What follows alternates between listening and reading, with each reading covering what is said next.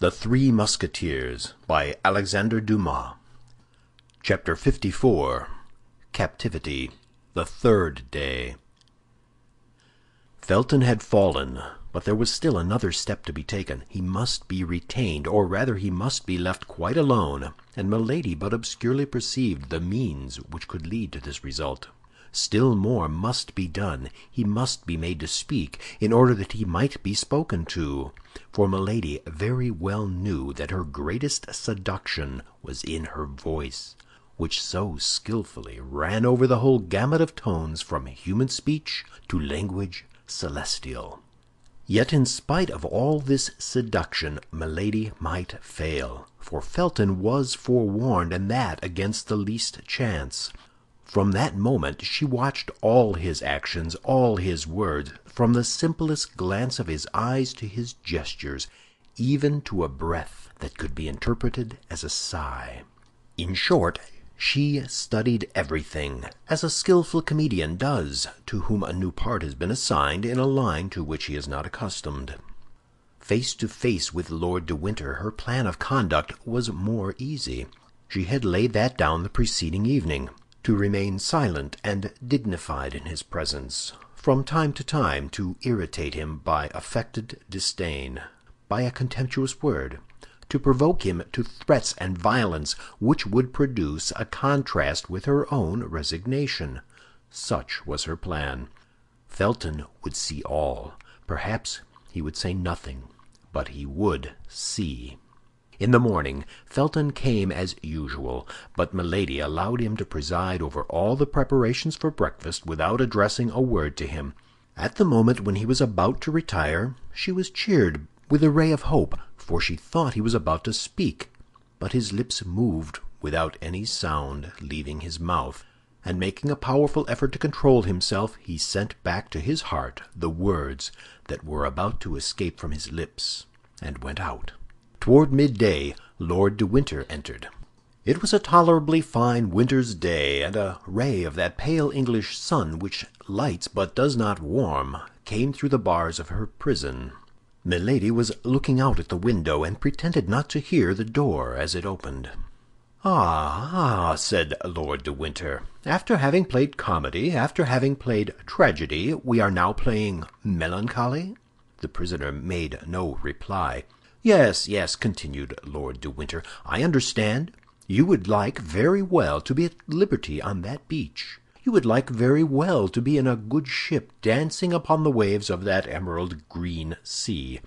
You would like very well, either on land or on the ocean, to lay for me one of those nice little ambuscades that you are so skillful in planning. Patience, patience. In 4 days' time the shore will be beneath your feet, the sea will be open to you, more open than will perhaps be agreeable to you, for in 4 days England will be relieved of you. Milady folded her hands, and raising her fine eyes toward heaven, "Lord, Lord," said she, with an angelic meekness of gesture and tone, "pardon this man, as I myself pardon him." "Yes, pray, accursed woman," cried the baron. "Your prayer is so much more generous from your being, I swear to you, in the power of a man who will never pardon you." And he went out. At the moment he went out, a piercing glance darted through the opening of the nearly closed door, and she perceived Felton, who drew quickly to one side to prevent being seen by her. Then she threw herself upon her knees and began to pray. My God," said she, "thou knowest in what holy cause I suffer.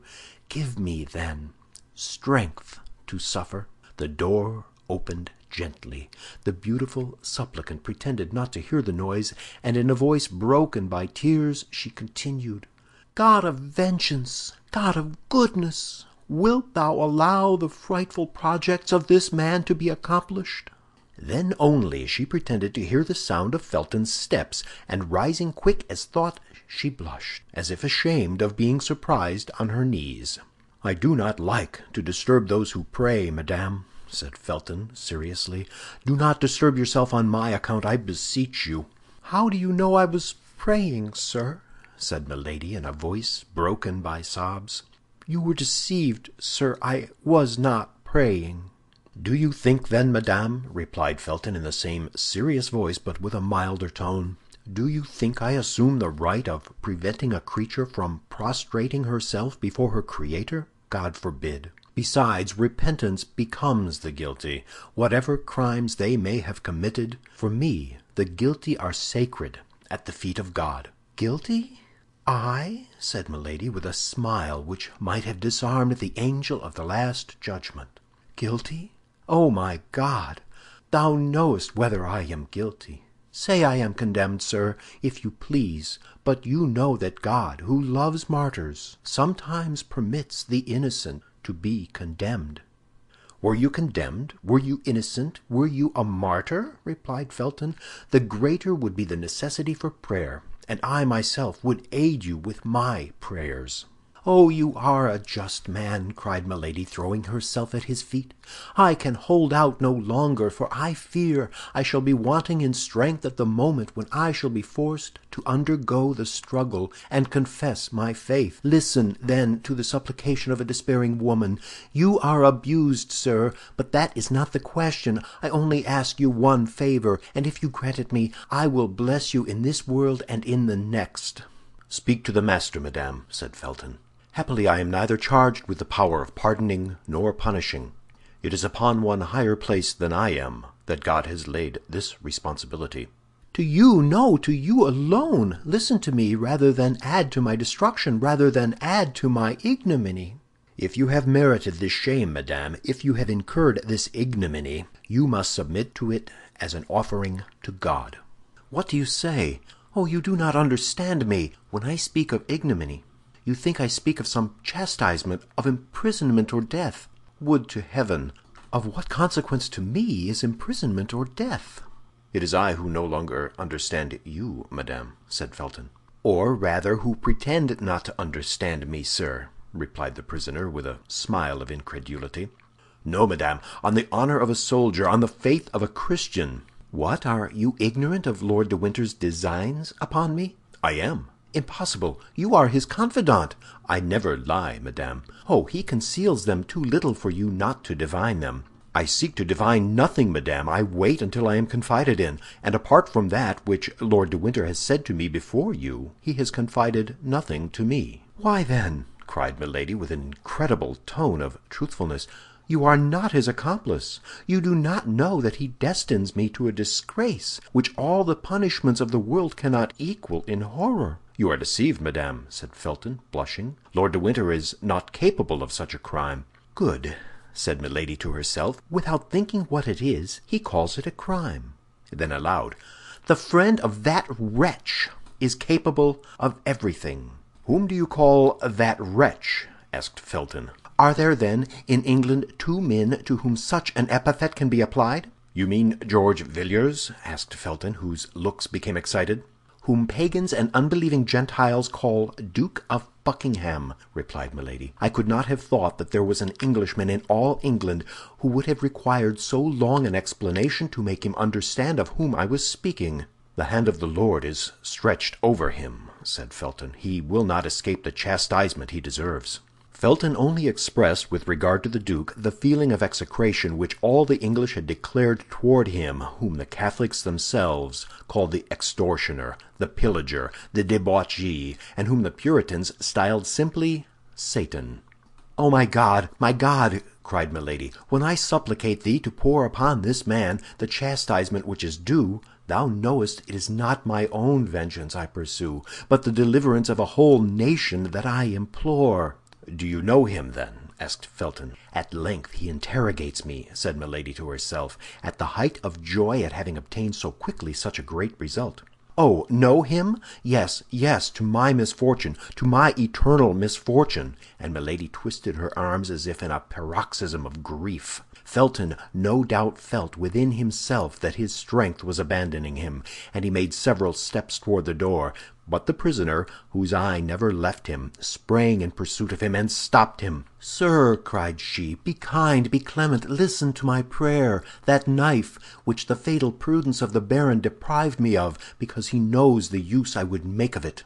Oh, hear me to the end. That knife, give it to me for a minute only, for mercy's, for pity's sake. I will embrace your knees. You shall shut the door, that you may be certain I contemplate no injury to you. My God, to you, the only just, good, and compassionate being I have met with, to you, my preserver, perhaps. 1 minute that knife, 1 minute, a single minute, and I will restore it to you through the grating of the door. Only 1 minute, Mr. Felton, and you will have saved my honor." "To kill yourself?" cried Felton with terror, forgetting to withdraw his hands from the hands of the prisoner. "To kill yourself?" "I have told, sir," murmured Milady, lowering her voice and allowing herself to sink overpowered to the ground, "I have told my secret. He knows all. My God, I am lost!" Felton remained standing, motionless and undecided. "He still doubts," thought Milady. "I have not been earnest enough." Someone was heard in the corridor. Milady recognized the step of Lord de Winter. Felton recognized it also, and made a step toward the door. Milady sprang toward him. "Oh, not a word," said she, in a concentrated voice, "not a word of all that I have said to you, to this man, or I am lost, and it would be you." Then, as the steps drew near, she became silent, for fear of being heard, applying with a gesture of infinite terror her beautiful hand to Felton's mouth. Felton gently repulsed Milady, and she sank into a chair. Lord de Winter passed before the door without stopping, and they heard the noise of his footsteps soon die away. Felton, as pale as death, remained some instants with his ear bent and listening. Then, when the sound was quite extinct, he breathed like a man awakening from a dream, and rushed out of the apartment. "Ah," said Milady, listening in her turn to the noise of Felton's steps, which withdrew in a direction opposite to those of Lord de Winter, "at length you are mine." Then her brow darkened. "If he tells the Baron," said she, "I am lost, for the Baron, who knows very well that I shall not kill myself, will place me before him with a knife in my hand, and he will discover that all this despair is but acted." She placed herself before the glass, and regarded herself attentively. Never had she appeared more beautiful. "Oh, yes," said she, smiling, "but we won't tell him." In the evening Lord de Winter accompanied the supper. "Sir," said Milady, "is your presence an indispensable accessory of my captivity? Could you not spare me the increase of torture which your visits cause me?" "How, dear sister?" said Lord de Winter. "Did you not sentimentally inform me with that pretty mouth of yours, so cruel to me today, that you came to England solely for the pleasure of seeing me at your ease, an enjoyment of which you told me you so sensibly felt the deprivation that you had risked everything for it, seasickness, tempest, captivity? Well, here I am. Be satisfied. Besides, this time my visit has a motive." Milady trembled. She thought Felton had told all. Perhaps never in her life had this woman, who had experienced so many opposite and powerful emotions, felt her heart beat so violently. She was seated. Lord de Winter took a chair, drew it toward her, and sat down close beside her. Then, taking a paper out of his pocket, he unfolded it slowly. "Here," said he, "I want to show you the kind of passport which I have drawn up, and which will serve you henceforward as the rule of order in the life I consent to leave you." Then, turning his eyes from Milady to the paper, he read, "Order to conduct—" "The name is blank," interrupted Lord de Winter. "If you have any preference, you can point it out to me, and if it be not within 1,000 leagues of London, attention will be paid to your wishes. I will begin again, then. Order to conduct to the person named Charlotte Backson, branded by the justice of the kingdom of France, but liberated after chastisement. She is to dwell in this place without ever going more than 3 leagues from it. In case of any attempt to escape, the penalty of death is to be applied. She will receive 5 shillings per day for lodging and food." "That order does not concern me," replied Milady coldly, "since it bears another name than mine." "A name? Have you a name, then?" "I bear that of your brother." "Aye, but you are mistaken. My brother is only your second husband, and your first is still living. Tell me his name, and I will put it in the place of the name of Charlotte Backson." "No, you will not. You are silent. Well, then, you must be registered as Charlotte Backson." Milady remained silent, only this time it was no longer from affectation, but from terror. She believed the order ready for execution. She thought that Lord de Winter had hastened her departure. She thought she was condemned to set off that very evening. Everything in her mind was lost for an instant, when all at once she perceived that no signature was attached to the order. The joy she felt at this discovery was so great she could not conceal it. "Yes, yes," said Lord de Winter, who perceived what was passing in her mind. "Yes, you look for the signature, and you say to yourself, 'All is not lost, for that order is not signed. It is only shown to me to terrify me.' That's all. You are mistaken. Tomorrow this order will be sent to the Duke of Buckingham. The day after tomorrow it will return, signed by his hand and marked with his seal, and 24 hours afterward I will answer for it being carried into execution. Adieu, madame. That is all I had to say to you." "And I reply to you, sir, that this abuse of power, this exile under a fictitious name, are infamous." "Would you like better to be hanged in your true name, Milady? You know that the English laws are inexorable on the abuse of marriage. Speak freely. Although my name, or rather that of my brother, would be mixed up with the affair, I will risk the scandal of a public trial to make myself certain of getting rid of you." Milady made no reply, but became as pale as a corpse. "Oh, I see you prefer peregrination. That's well, madame. And there is an old proverb that says, 'Traveling trains youth.' My faith, you are not wrong after all, and life is sweet.